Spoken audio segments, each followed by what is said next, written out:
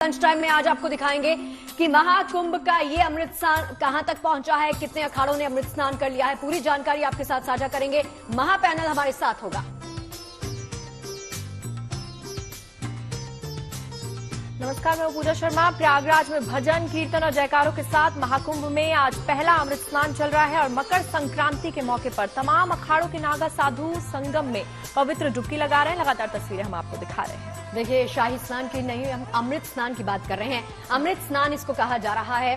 संतों का, महात्माओं का ये कहना है कि इस आयोजन के लिए 144 वर्षों के बाद एक बहुत ही दुर्लभ मुहूर्त बना है। ये वही योग है जो समुद्र मंथन के दौरान बना था। 45 दिन तक चलने वाले इस धार्मिक आध्यात्मिक आयोजन में 45 करोड़ से ज्यादा श्रद्धालुओं के पहुंचने की उम्मीद जताई जा रही है। और आज श्री पंचायती अखाड़ा महानिर्वाणी और श्री शंभू पंचायती अटल अखाड़े ने सबसे पहले अमृत स्नान किया। दोनों अखाड़ों ने सुबह 5:15 पर कैंप से प्रस्थान किया था। इसके बाद दोनों अखाड़े सुबह 6:15 पर घाट पर पहुंचे और उन्होंने 40 मिनट तक वहां पर स्नान किया। देखिए, फिर घाट से 6:55 पर शिविर के लिए प्रस्थान किया गया। वो लोग आगे बढ़े। उसके बाद श्री तपोनिधि पंचायती, श्री निरंजनी अखाड़ा, श्री पंचायती अखाड़ा, आनंद अमृत स्नान करने वाले दूसरे अखाड़े रहे। शिविर से उन्होंने सुबह 6:05 पर प्रस्थान किया। सुबह 7:05 पर संगम घाट पर वो पहुंचे। दोनों अखाड़ों के नागा साधुओं ने पवित्र संगम में 40 मिनट तक अमृत स्नान किया। और इसके बाद जूना अखाड़ा, पंच अग्नि अखाड़ा, पंच निर्मोही अखाड़ा के साधु संत अपनी अपनी बारी में संगम तट पर आते रहे और आस्था की डुबकी लगाते रहे।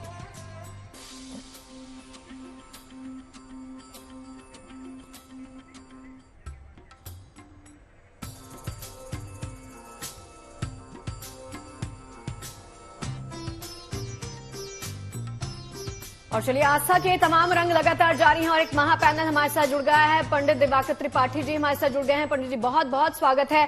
साथ ही डीपी शास्त्री जी भी हमारे साथ जुड़ गए हैं। डीपी शास्त्री जी, आपका भी बहुत बहुत स्वागत है। जीएनडी पर गुंजन सुबह से लगातार जारी है, हमें रंग दिखा रही हैं गुंजन। अभी मेरा सवाल यह है, सुबह 9 के आसपास भी आपने बताया था, लेकिन अगर मैं ये पूछूं कि अभी कितने अखाड़ों ने स्नान कर लिया है, कोई जानकारी प्राप्त हो पाई है?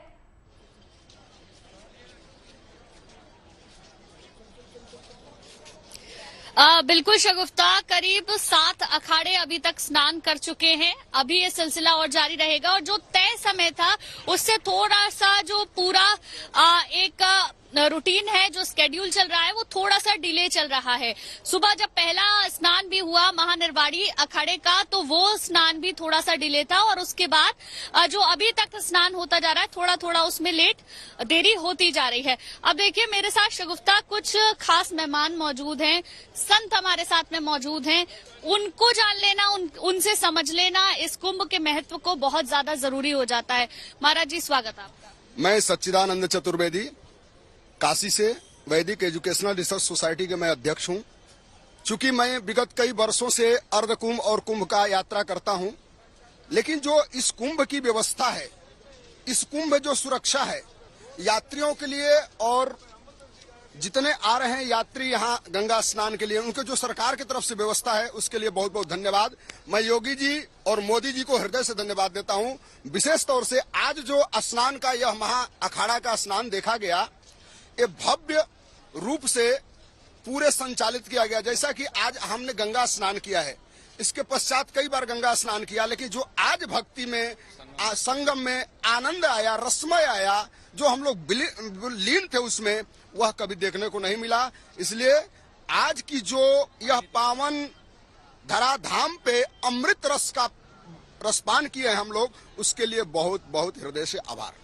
महाराज जी, अमृत स्नान वाले दिन अगर कोई स्नान कर ले तो कितने पुण्य फल की उससे प्राप्ति होती है? सहस्त्र कोटि। जैसे आप आज का जो स्नान है, शाही स्नान बोला जाता है। शाही स्नान इसलिए बोला जाता है कि शाही स्नान जो एक कुंभ के में मुख्यतः 4 या 5 शाही स्नान होते हैं, उसमें जो आप नित्य प्रति जो स्नान करते हैं और आज शाही स्नान किए, इसमें करोड़ों स्नान के बराबर फल मिलता है।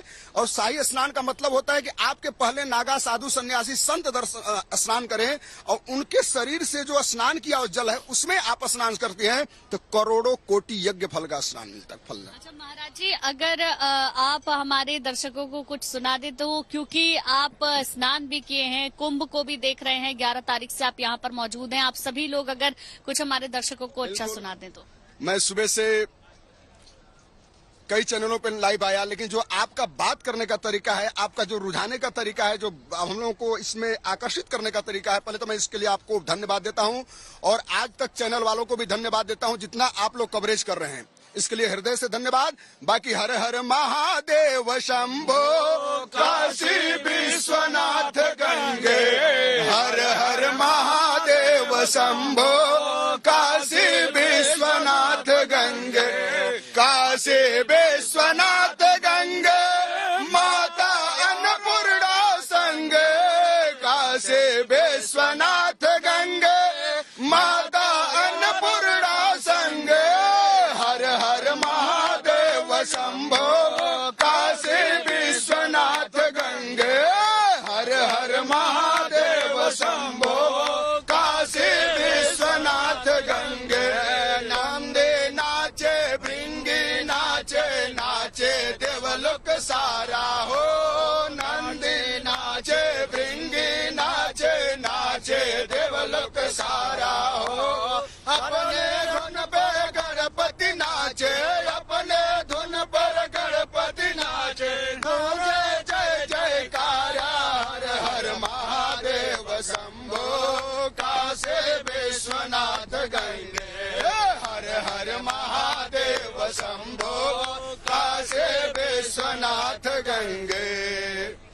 महाराज जी, देखिए यहाँ पर जब मैं लोगों से बात कर रही हूँ ना, तो सबके अपने अपने आराध्य हैं। कोई राम को मानता है, कोई शिव को मानता है, कोई कृष्ण को मानता है और उन्हीं की भक्ति में लीन नजर आ रहा है। महाकुंभ में जब हम स्नान करते हैं, आपने जैसे बताया, करोड़ों करोड़ों स्नान का फल हमें मिलता है। साधु संतों की जो उज्जवल ऊर्जा है, वो ऊर्जा हमको मिलती है।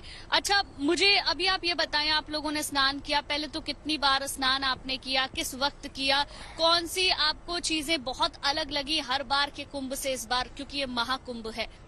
देखिए, यह महाकुंभ है। हर बार के कुंभ, अर्ध कुंभ और महाकुंभ में बहुत सारा फर्क होता है। इस बार की जो स्नान और ये नागाओं की जो अखाड़े गई हैं, उसमें जितना उनके अंदर एनर्जी उत्साहित दिख रहे थे, इसके पिछले वाले में अर्धकुंभ में वैसा नहीं समझ में आया। चूंकि व्यवस्था सब ठीक थी, लेकिन उससे 10 गुना इस संस्कृति का उत्थान हुआ है अपने देश में, और लोग आज जो शाही स्नान कर रहे थे उनके अंदर यह दिख रहा था। देखिए, देश की सांस्कृतिक धरोहर है और इस धरोहर को समेटना, इसको सहेजना हम सबका कर्तव्य बनता है। गुंजन, लौटते हैं आपके पास। तो 144 साल बाद वो शुभ मुहूर्त आया है जो संगम में स्नान से मोक्ष दिला सकता है और आज प्रयागराज में हर तरफ महाकुंभ के रंग है। अमृत स्नान में एक के बाद एक अखाड़ों के पवित्र स्नान का सिलसिला लगातार जारी है। देखिए सुबह से इन अखाड़ों के स्नान का अद्भुत नजारा।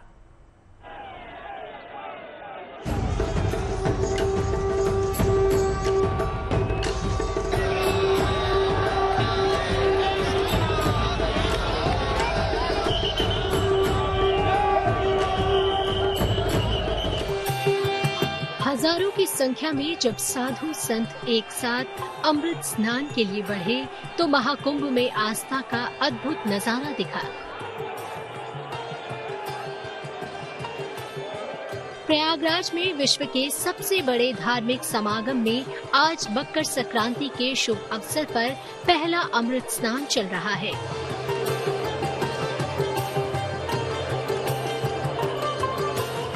सनातन धर्म में इस अमृत स्नान का अपार आध्यात्मिक महत्व है। अमृत स्नान के दिन प्रथम स्नान का अधिकार नागा साधुओं का होता है। नागा साधुओं के स्नान के बाद ही अन्य प्रमुख साधु संत स्नान के लिए प्रस्थान करते हैं। अमृत स्नान के लिए प्रयागराज में विशेष व्यवस्था की गई थी। साधु संतों के लिए बैरिकेड लगाकर अलग रास्ता बनाया गया। इस मार्ग पर आम जनता को जाने की इजाजत नहीं थी। व्यवस्थाएं बनाए रखने के लिए सभी अखाड़ों को स्नान के लिए अलग अलग समय तय कर दिया गया। अमृत स्नान में आज सबसे पहले श्री पंचायत, महानिर्वाणी और श्री शंभू पंचायती अटल अखाड़ा के साधुओं ने संगम में पवित्र डुबकी लगाई। हजारों की संख्या में नागा साधु एक साथ स्नान के लिए निकले तो हर तरफ हर हर महादेव के जयकारे गूंज उठे। इसके बाद श्री तपोनिधि पंचायती निरंजनी अखाड़ा और श्री पंचायती अखाड़ा आनंद के संतों ने स्नान किया। इसके बाद पंचदशनाम जूना अखाड़ा, श्री पंचदशनाम आवाहन अखाड़ा और श्री पंच अग्नि अखाड़ा की बारी थी। जूना अखाड़ा सबसे बड़ा अखाड़ा है। शरीर पर भस्म लपेटे हुए ऊर्जा का संचार अपने में महसूस करते हुए भागते दौड़ते घाट से वापस जा रहे हैं। ये दृश्य देखा जा सकता है। जब ये आते हैं तब भी भागते हुए होते हैं और जब ये वापस जाते हैं तब भी ये भागते हुए ही जाते हैं, क्योंकि इन्होंने अपनी माँ गंगा की गोद में विश्राम लिया है, अपना श्रृंगार उनको समर्पित किया है। और उसके साथ ही अब ये नागा सन्यासी, चूंकि जूना अखाड़े में सबसे ज्यादा नागा सन्यासी हैं, लिहाजा उनको बाकी अखाड़ों के सन्यासी 2-3 मिनट में यहाँ से पास कर गए, लेकिन जूना अखाड़े के सन्यासियों के आने से लगा कि जैसे सन्यास का एक सैलाब सा आ गया है। चारों ओर वैसे दृश्य दिखाई पड़े। देवताओं के प्रतीक वो शस्त्र दिखाई पड़ रहे हैं, वो भाले हैं, सूर्य प्रकाश और चंद्र प्रकाश और भैरव प्रकाश। वो उन भालों के साथ वापस जा रहे हैं नागा सन्यासी भागते दौड़ते हुए। आते समय भले उनकी चाल थोड़ी मंथर थी, लेकिन लौटते समय उनकी चाल में एक अदम्य उत्साह दिखाई पड़ता है और एक ऊर्जा का संचार दिखाई पड़ता है। यानी अब लगता है कि ये फौज नागा सन्यासियों की फौज, जो सनातन की रक्षा के लिए दशनाम सन्यासियों की फौज बनाई गई थी, ये एक तरह का सनातन के कमांडोज हैं। ऐसे कमांडो जो अपने धर्म की रक्षा के लिए, अपने मर्म की रक्षा के लिए और अपनी संस्कृति की रक्षा के लिए किसी भी हद तक जा सकते हैं, किसी भी तरह का बलिदान कर सकते हैं। और यही स्थिति यहाँ पर कुंभ के मेले में दिखाई पड़ती है।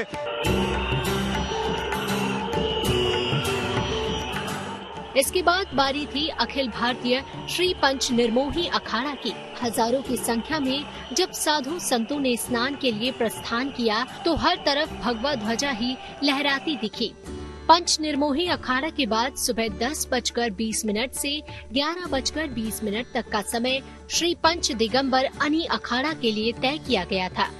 श्री पंच निर्वाणी अखाड़ा सुबह 11:20 से दोपहर 12:20 तक, श्री पंचायती नया उदासीन अखाड़ा दोपहर 12:15 से दोपहर 1:15 बजे तक, श्री पंचायती अखाड़ा बड़ा उदासीन निर्वाण दोपहर 1:20 से दोपहर 2:20 तक और पंचायती निर्मल अखाड़ा के लिए दोपहर 2:40 से दोपहर 3:40 तक का समय तय किया गया है।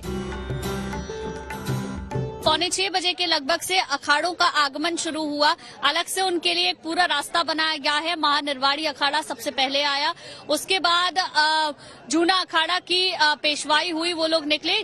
करीब 1 घंटे का समय हर एक अखाड़े के पास है, जिसमें उन्हें आना भी है, स्नान भी करना है और उसके बाद वापस भी जाना है। एक एक करके अखाड़े आ रहे हैं। कई महामंडलेश्वर भी अपने रथों पर सवार होकर वहां से गुजर रहे हैं और वो नजारा सबसे ज्यादा अद्भुत नजर आ रहा है।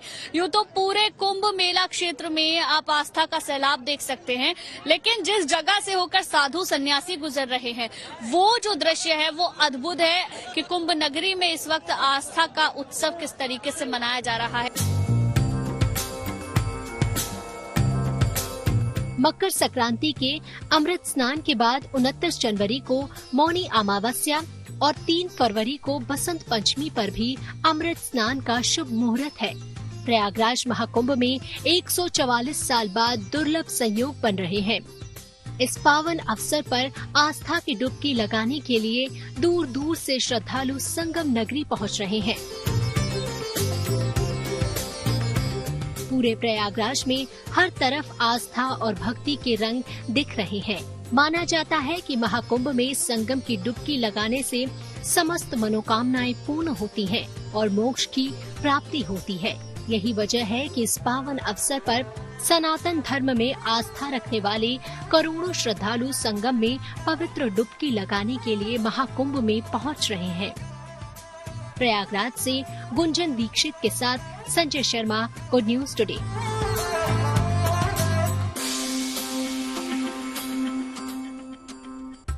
तो महाकुंभ की महाकवरेज लगातार जारी है। गुंजन हमारे साथ बनी हुई है प्रयागराज से, वो सीधे आपको तस्वीरें दिखाएंगे। उसी के साथ पंडित जी भी हमारे साथ मौजूद हैं। सबसे पहले पंडित दीपांकर त्रिपाठी के पास मैं जाना चाहूंगी। पंडित जी, आज मकर संक्रांति का दिन है। मकर संक्रांति के दिन अमृत स्नान होना है, ऐसे में आज का दिन कितना ज्यादा और खास हो जाता है? जी नमस्कार। और प्रयाग की पावन भूमि पर उपस्थित हुए सभी साधु संतों नागाओं को मेरा प्रणाम है और जीएनटी के पूरी टीम की तरफ से प्रणाम किया करता हूं उनको कि सबका उनका आशीर्वाद हम सभी पर बना रहे। देखिए, शाही स्नान है आज पहला शाही स्नान है, चूंकि 3 प्रमुख शाही स्नान है। पहले तो मैं बताना चाहता हूं कि शाही स्नान होता क्या है, क्योंकि शाही स्नान खूब चर्चा में होती है, तो क्यों महत्वपूर्ण है पहले हम इसको जान लें। देखिए, सनातन धर्म में सामान्य जो जन है उनके लिए एक विधान बताया गया है कि 1 महीने माघ महीने में कल्पवास करेंगे प्रयाग के पावन तट पर, जिसमें उनके जीवन में जो नकारात्मक ऊर्जा वो खत्म होगी और सभी प्रकार के पाप समाप्त हो जाएंगे। आगे आने वाला जीवन उनका निष्पाप होगा और प्रगतिदायक होगा, सकारात्मक ऊर्जा से ओतप्रोत होगा। लेकिन आम सभी लोगों के लिए यह संभव नहीं है, इसलिए 6 प्रमुख स्नान बने कि अगर 6 स्नानों में अगर हम स्नान करके दान पुण्य यज्ञ हवन आदि कर लेते हैं तो हमको पूरे माघ मेले का पूर्ण कुंभ का पूर्ण फल मिल जाएगा।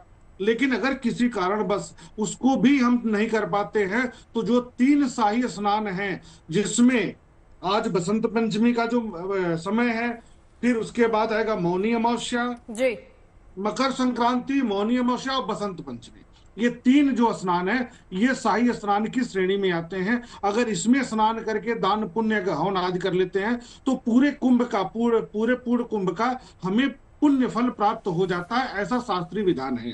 तो आज का जो योग बना हुआ, जैसे बार हो रहा है, 144 वर्षों के बाद यह योग बन रहा है, तो ग्रहों की जो स्थितियां बनी हैं, देखिए सामान्य जो पूर्ण महाकुंभ होता है उसमें ऐसा माना जाता है कि देवगुरु बृहस्पति वृषभ राशि से सूर्य को अगर दृष्टिपात करते हैं, सूर्य को देखते हैं, नवम पंचम राजयोग बनाते हैं, तो यह योग बन जाता है। ऊर्जा और पॉजिटिविटी की आप बात कर रहे हैं दिवाकर जी, वही आज के दिन में उसी का संचार होता हुआ हम देख सकते हैं। ठीक है दिवाकर जी, लौटती हूँ आपके पास। डीपी शास्त्री भी बने हुए हैं। गुंजन आपके पास भी आ रही हूँ मैं जल्दी ही। डीपी शास्त्री जी, देखिए आज जैसे कहा जा रहा है कि जो अध्यात्म की डुबकी सब साधु संत लगा रहे हैं वो अपने आप में बहुत खास है, साथ ही जो अखाड़ों का हम जिक्र कर रहे हैं उनका कितना महत्व है वो जरा अगर आप समझा सके तो।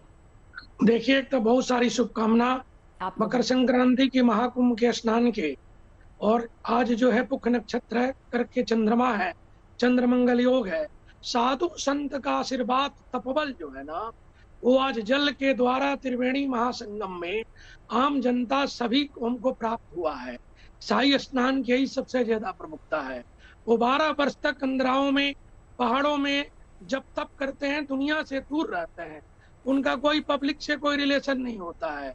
आज जब ऐसा महासंयोग आता है स्नान का, महाकुंभ का, तो अपने स्नान से निकल करके जितने भी हमारे दैविक भौतिक 3 तरह के ताप को निवारण करने के लिए माँ भगवती प्राम्बा, गंगा, जमुना, सरस्वती की पावन तट त्रिवेणी महाकुंभ का जो प्रयाग राजस्थान है, जो तीर्थों के राजा हैं, उसमें भगवान शिव गंगा के प्रतिनिधित्व करते हैं, भगवान विष्णु जमुना के करते हैं और ब्रह्मा जी सरस्वती नदी के प्रतिनिधित्व करते हैं। तीनों हमारे देवता, तीनों देवियां इस अमृत जल को इस माघ महीना में वो बल देती है, शक्ति देती है, जिसको स्नान करने से योग बल, ज्ञान बल, चेष्टा बल या हमारी भक्ति शक्ति ज्ञान के साथ वैराग परमपिता परमात्मा की प्राप्ति का। चलिए, बिल्कुल सही कहा आपने। देखिए डीपी जी, किसी को कहते हुए मैंने सुना कि सुबह किसी संत महात्मा ने बात कही, क्योंकि भगवान हर जगह उनका अवतरण नहीं हो सकता, इसीलिए उन्होंने साधु संत बनाए हैं जो वहां पर पहुंचते हैं, जिनका आशीर्वाद आप लेते हैं और आपके तमाम पाप जो हैं वो उनका निवारण हो जाता है। गुंजन, एक बार फिर से आपके पास लौटते हुए, कुछ साधु संत महात्मा आपके साथ खड़े हैं, बातचीत करेंगी?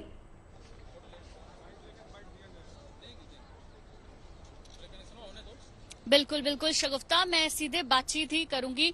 महाराज जी, देखिए हम लोग बात कर रहे हैं लगातार महाकुंभ को लेकर, इसके आध्यात्म के संगम को लेकर, लेकिन मेरा सवाल मकर संक्रांति को लेकर भी है। इस दिन दान ध्यान का बहुत महत्व होता है और ऐसे में अगर अमृत स्नान आज के दिन हो रहा है तो उसका महत्व कितना ज्यादा बढ़ जाता है। जैसा कि हम लोगों के गोस्वामी तुलसीदास जी रामचरितमानस में लिखे हैं कि माघ मकर गत रवि जब होई तीरथ पति ही आव सब कोई। यहाँ पर सारे जब माघ महीने के समाप्ति के जो है कि आता है और उसमें जो है कि सूर्य मकर राशि में जब जाते हैं तो यहाँ सारे लोग जो है कि सभी तीर्थों को छोड़ करके सारे तीर्थ के निवासी और स्वयं सभी तीर्थ लोग यहाँ पर तीर्थराज प्रयागराज में आते हैं और आकर के त्रिवेणी में स्नान करते हैं। त्रिवेणी गंगा जमुना सरस्वती का जो संगम है वह तो एक हमारे मानने का संगम है, लेकिन गंगा जो है वह ज्ञान है, यमुना जो है भक्ति देवी है और सरस्वती जो है वैराग्य है। तो जब ज्ञान और भक्ति जब अपनी परम पर जो है कि पराकाष्ठा पर आती हैं तो व्यक्ति के जीवन में वैराग्य हो जाता है और वैराग्य से आने पर व्यक्ति का जो है सांसारिक बंधनों से मोह का त्याग हो जाता है, वो मोक्ष को प्राप्त कर जाता है। तो जहाँ मोक्ष की प्राप्ति हो जाती है उसके बाद उसको कोई चीज शेष नहीं रह जाता है और यहाँ आने के बाद वही चीज की प्राप्ति होती है कि ज्ञान भक्ति ये दोनों के साथ ओतप्रोत होकर के यहाँ के जितने मनुष्य हैं, मानव हैं, देवता हैं, किन्नर हैं, नाग हैं, गंधर्व हैं, सब भिन्न भिन्न रूपों में देखने को लगता है कि सब मनुष्य रूप में आ रहे हैं, लेकिन भिन्न भिन्न रूपों में आकर के और ज्ञान वैराग्य और भक्ति का सेवन करके अपने जीवन को कृतार्थ करते हैं। महाराज जी देखिए, कुंभ, पूर्ण कुंभ और महाकुंभ, अर्ध कुंभ, पूर्ण कुंभ और महाकुंभ, 3 कुंभ हैं, लेकिन इस बार जैसा सैलाब इससे पहले कभी नहीं देखा है। जब मैं लोगों से बात कर रही हूँ तो जो लोग पहले कुंभ में स्नान कर चुके हैं वो बता रहे हैं कि इस बार अद्भुत है। सिर्फ प्रशासन की ओर से नहीं, व्यवस्थाओं के तौर पर नहीं, आस्था के तौर पर यहाँ जितने भी लोग आए हैं वो पूरी तरीके से आस्था में डूबे हुए नजर आते हैं।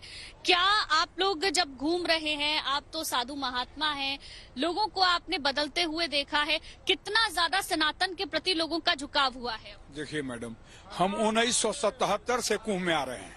पहला कुंभ मेरा 1977 में रहा है, दूसरा 1989 में और तीसरा 2001 में, चौथा हो गया 2013 में, 5वां कुंभ ये मेरा है।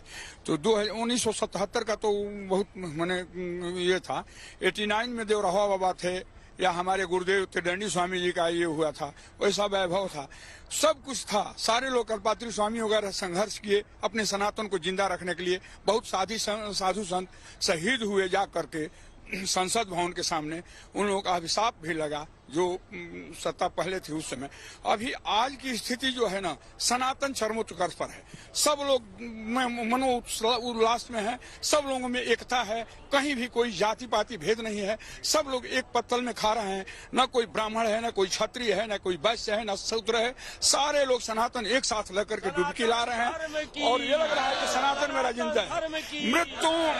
मृत्युंजय महादेव त्राहि माम शरणागत, जन्म मृत्यु जरा रोग पीड़ितम कर्म बंधनात्, भवाय चंद्र चूड़ाय निर्गुणाय गुणात्मने, काल कालाय रुद्राय नीलग्रीवाय मंगलम, भस्मो धूलित देहाय व्याल यज्ञोपवीतिने, रुद्राक्षमाला भूषाय व्योमकेशाय मंगलम, वृषारूढ़ाय भीमाय व्याघ्र चर्मांबराय च, पशूनाम पतये तुभ्याम गौरीकांताय मंगलम, सूर्य चंद्राग्नि नेत्राय नमः कैलासवासिने, सच्चिदानंद रूपाय शंकराय नमो नमः। जब आप इस आवाज को सुन रही होंगी, इस आवाज में आपको शब्दों के साथ साथ एक गहरा भाव नजर आया होगा। वो भाव यहाँ पर साधु संतों का तो है ही, लेकिन आम लोगों का भी ऐसा ही भाव है। कुछ और लोग भी यहाँ पर आ गए हैं, मैं बात करती हूँ। कहाँ से आए हैं, स्नान हुआ है या नहीं, कहाँ से हैं आप? ये प्रयागराज से ही है। प्रयागराज के ही रहने वाले हैं। कुंभ इस बार कितना दिव्य है? कुंभ बहुत ही दिव्य और भव्य है। हिंदू धर्म के लिए बहुत ही अच्छा ये सरकार कर रही है, लेकिन साथ ही साथ ये भी कहना चाहेंगे कि इस सरकार को थोड़ा नौजवानों पे भी फोकस करना चाहिए। धर्म, संस्कृति और कुंभ के साथ रोजगार और नौकरी पर भी। रोजगार नहीं, आस्था के साथ ये भी जरूरी है, रोजगार और नौकरी। आज यहाँ के युवा थोड़ा सा बता रहे हैं, थोड़ा आस्था भी जरूरी है। हम हिंदू हैं, हिंदुओं के लिए आस्था जरूरी है, लेकिन हम लोग के लिए रोजगार और नौकरी भी जरूरी है। बिल्कुल बिल्कुल, मैं समझती हूँ इस बात को, लेकिन आस्था का महाकुंभ है ये। आस्था के रंग हम दिखा रहे हैं, उस पर भी हम बात करेंगे। तो देखिए शगुफ्ता, यहाँ लोगों से मैं बात कर रही हूँ, अपनी अपनी सबकी शिकायतें हो सकती हैं, लेकिन बहरहाल जब लोगों से बातचीत होती है तो समझ में आता है कि उनकी जो भक्ति है, उनका जो भाव है, वो इस वक्त सबसे ऊपर है। मैं फिर से बात करने की कोशिश करूंगी। महाराज जी, आपका शुभ नाम क्या है? हमारा शुभ नाम श्री राम चौबे है। हम काशी वाराणसी से हैं। ये जो कुंभ है, प्रयागराज कुंभ, बहुत बड़ा दिव्य और बहुत ही बड़ा अच्छा सुंदर हम लोग को लगा यहाँ स्नान करने में। भक्ति भाव से ओतप्रोत हम लोग यहाँ करके स्नान वगैरह किए। और यहाँ जो त्रिवेणी माधवम शोभम भरद्वाजम च वासुकीम वंदे अक्षय वटम शेषम प्रयागम तीर्थनायकम, यह तीर्थराज प्रयाग में आकर के हम लोग जो है स्नान किए और अक्षय वट का दर्शन किए, हनुमान जी का दर्शन किए, और यहाँ आकर के साधु सन्यासी लोग का हम लोग दर्शन किए, जो कि दिव्य रूप भगवान के स्वरूप माने गए हैं उन लोग का। हम लोग ने यहाँ पर आकर के दर्शन किया। अच्छा, एक बहुत अच्छी बात मुझे याद आई आपकी इस बात से, साधु संतों का अगर दर्शन भी हो जाए तो कितना लाभ उसका मिलता है। मतलब ईश्वर को तो प्रत्यक्ष देखना हर किसी के सौभाग्य की बात नहीं है। मन में हम सोच लेते हैं, मन में एक छवि बना लेते हैं और मानते हैं कि ईश्वर है, लेकिन अगर साधु संतों का दर्शन हो जाए तो इससे बड़ा क्या कुछ हो सकता है? देखिए, प्रत्यक्ष रूप में साधु संत लोग का ही दर्शन होता है, क्योंकि भगवान तो अप्रत्यक्ष है जी। ठीक, प्रत्यक्ष रूप में जो है कि साधु संत लोग अपना तपस्या करते हैं। कहते हैं कि विष्णुर माया भगवती यया सम्मोहितम जगत हिस्त्रस्वपापे न भिन्नसितः खला साधु समत्वेन भयाज विमुच्यते। ये जो विष्णु भगवान की माया है, गुंजन सृष्टि को अपने जगत बहुत ही सही बात इन्होंने कही और आपने भी कही, आप भी कर रही हैं। और संजय शर्मा जी जो हमारे संवाददाता हैं, उन्होंने भी एक बड़ी सही बात की कि प्रत्यक्ष रूप में, क्योंकि ईश्वर हर जगह मौजूद नहीं हो सकते, ईश्वर की मौजूदगी को सिर्फ हम फील कर सकते हैं, इसीलिए अपनी गैर मौजूदगी में उन्होंने साधु संत बनाए हैं जिनका आशीर्वाद हम प्राप्त कर सकते हैं। महाकुंभ के महारंग हम आपको लगातार दिखा रहे हैं। हमारे साथ प्रयागराज से गुंजन हमारी सहयोगी बनी हुई है, पंडित दिवांकर त्रिपाठी जी भी हमारे साथ मौजूद है और डीपी शास्त्री जी भी हमारे साथ मौजूद है। सबसे पहले पंडित डीपी शास्त्री जी, आपके पास आना चाहूंगी। पंडित जी, आज महाकुंभ के दिन जो आकर्षण का केंद्र बने हुए नागा साधु, उनकी बात की जाए तो उनकी जो वेशभूषा है, उनका जो श्रृंगार है, उसका कितना महत्व है वो बताइए।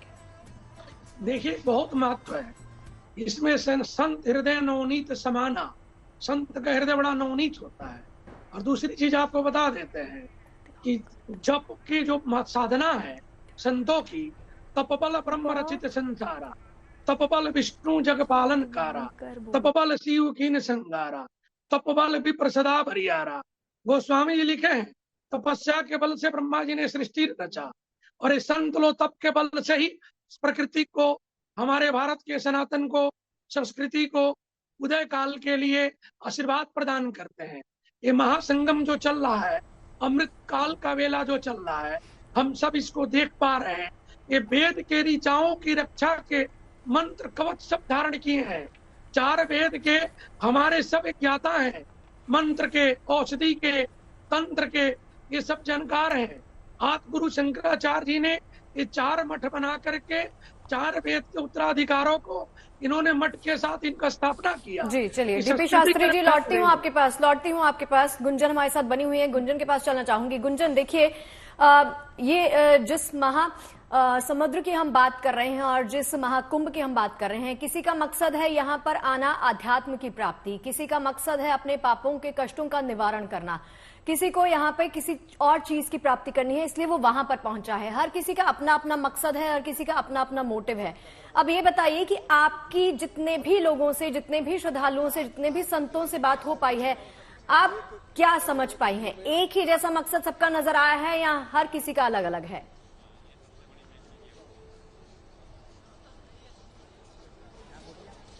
देखिए शगुफ्ता, सबका कुंभ स्नान का जो मकसद है वो तो अलग अलग ही है, लेकिन ज्यादातर लोग अपने जीवन काल में एक बार महाकुंभ में डुबकी जरूर लगाना चाहते थे। कुछ लोग अपनी कुछ इच्छाओं को लेकर भी आए हैं, कुछ मनोकामनाओं को लेकर आए हैं, कुछ लोग मोक्ष की प्राप्ति के लिए आए हैं, और कई ऐसे युवा भी मैंने देखे जो अपने माता पिता को लेकर आए ताकि वो अपने जीवन काल में एक बार अपने माता पिता को महाकुंभ में डुबकी दिला दें। कुछ बुजुर्ग भी यहाँ पर आए हैं जिनके लिए कुछ सुविधा भी की गई है, लेकिन फिर भी क्योंकि चैलेंज बड़ा है, एरिया बहुत बड़ा है, तो ऐसे में लोगों को चलना फिरना और स्नान करना, इसमें थोड़ी सी परेशानी तो आ रही है, लेकिन व्यवस्थाएं यहाँ पर बेहतर की गई हैं। लेकिन हर किसी व्यक्ति की आस्था का अपना तरीका है। कुछ लोग भगवान से सीधे जुड़ना चाहते हैं, सीधे कनेक्शन करना चाहते हैं, ब्रह्म ज्ञान चाहते हैं, कुछ लोग साधु संतों को देखना चाहते हैं और उनको देखने मात्र से अपने आप को धन्य महसूस करते हैं, तो कुछ लोग इस पूरे मेला क्षेत्र को देखना चाहते हैं। तो अलग अलग मनोवृत्तियों के हिसाब से अलग अलग सोच लेकर यहाँ पर लोग आए हैं। अब मैं यहाँ कुछ लोग भी हैं, उनसे भी बात करूंगी। साधु संत भी हमारे साथ में मौजूद हैं, उनसे भी मैं लगातार बात कर रही हूँ। हम लोग लगातार बात करते हैं कुंभ की, अर्ध कुंभ की, पूर्ण कुंभ की। अगर कोई व्यक्ति अब नहीं आ पाया है, हो सकता है बहुत सारे ऐसे दर्शक हों जो टीवी पे देख रहे हों, किसी परिस्थिति से नहीं आ पाए हों, तो वो क्या कर सकते हैं? यहाँ से उनके परिवार के सदस्य अगर गंगाजल ले जाएं, वो वहाँ पर स्नान कर लें, तो क्या उतना ही महत्व है, या फिर आने वाले अर्ध कुंभ या पूर्ण कुंभ में वो स्नान कर लें? देखिए, जो लोग नहीं आ पा रहे हैं, यदि उनके परिवार के कोई भी सदस्य आ करके माँ गंगा में स्नान करता है कि मैं अपने माता के लिए, अपने पिता के लिए, अपने भाई के लिए, अपने बंधु के लिए यह मैं स्नान कर रहा हूँ, जैसा कि आप देख रहे हैं, हम लोग केन में जल भर के ले जाते हैं, और यदि जो आने लायक नहीं है किसी भी परिस्थिति में, तो उनके लिए वह जल मान्य है और जल में जल डाल करके उनको स्नान करा दिया जाएगा, उससे उनको पूर्ण फल मिलेगा। बाकी अभी तो बहुत सारे स्नान बचे हुए हैं, तो पहला शाही स्नान है और आगे लोगों की आकांक्षाएं हैं, क्योंकि देखिए भीड़ बहुत ज्यादा है, तो सब लोग उसकी पारी का इंतजार करते हैं, थोड़ी हल्की सी भीड़ हो तो उसमें आए। क्योंकि अभी तक जो संख्या आप देख रही हैं, इससे कहीं दुगना संख्या शाम तक आने वाली है। और जो लोग यह स्नान इस शाही स्नान में नहीं करेंगे, वो अगले में करेंगे, उससे नहीं होगा तो अगले में करेंगे। कई सारे शाही स्नान हैं, जैसे कि हमारे शास्त्रों में ही कहा गया है, हे भय हारिणी हे भवतारिणी शोक विनाशिनी पावनी गंगा, शंभु जटा में विराज रही शुभदायनी हे वरदायनी गंगा, भागीरथी जननी जनकी सोचे अमृत प्राग प्रवाहिनी गंगा, कष्ट हरो दुख दूर करो शुभदायनी हे वरदायनी गंगा, कष्ट हरो दुख दूर करो शोभदायनी हे वरदायनी गंगा। स्मरण मात्र से जो व्यक्ति नहीं आता है, अपने घर में बैठ के तीर्थराज प्रयाग का स्मरण करता है, हे भगवान मैं सक्षम नहीं हूँ या किसी परिस्थिति में हो, नहीं आता है, तो भगवान देखिए बड़ी दयालु हैं, उसको वही पूर्ण फल मिलेगा जो यहाँ आकर के गंगा में स्मरण करते हैं। लेकिन भगवान कहते हैं, निर्मल मन जन सो मोहि पावा, मोहि कपट छल छिद्र अनुभावा। देखिए, भगवान के सामने आपको निर्मल होना पड़ता है। ऐसा कुछ नहीं है कि मैं जाने के समर्थ हूँ, भीड़ कर दे करके नहीं आया भगवान, यहीं से बैठे बैठे मैं प्रणाम करता हूँ, पूर्ण स्नान का फल दे दीजिए, ऐसा नहीं होता है। इसलिए भगवान कहते हैं, गीता में भी कहा गया है कि जितने जीव हैं भगवान के सब अंश हैं, और यह कुंभ में जितने भी आए हैं सब जात पात धर्म से ऊपर उठ करके आए हैं। और जो लोग यहाँ स्नान करते हैं, कुंभ मतलब एक घड़ा भी होता है, यह कुंभ इतना बड़ा है, इसके अंदर जात पात भेदभाव छोड़ करके जो लोग यहाँ आए हैं सब स्नान कर रहे हैं। गंगा मैया उनको पूर्ण फल देगी। बोल गंगा महारानी की, बोल अक्षय वटनाथ की, नमः पार्वती पदे हर हर महादेव। शगुफ्ता, कुछ और लोग भी हैं, उनसे भी मैं बात करती हूँ। आप लोग कहाँ से हैं? महाराष्ट्र से। कैसा लगा, स्नान हुआ आपका? बहुत अच्छा, बहुत बढ़िया लगा। मैं गए साल को अयोध्या भी गया था, पैदल गया था मेरे महाराष्ट्र से, 1 महीना 18 दिन लगा, उधर ऐसा आनंद आया तो उससे दुपटात रही था। पैदल आपने यात्रा की अयोध्या तक, इतनी बड़ी तपस्या, उसके पीछे का कारण क्या है? आस्था या कोई मनोकामना? मैं 2 बार गया था। मैं 2012 में गया था मंदिर देखने के लिए, राम जी का, वहीं कोई मंदिर नहीं था। मैं बोला मेरे जो जब तक जिंदा हूँ तब तक मंदिर हो जाए, मैं झंडा लेके आएगा। मैं गए साल को आया था, बहुत बारिश हुआ था हमारे तरफ आने तक, 1 महीना 18 दिन लगा।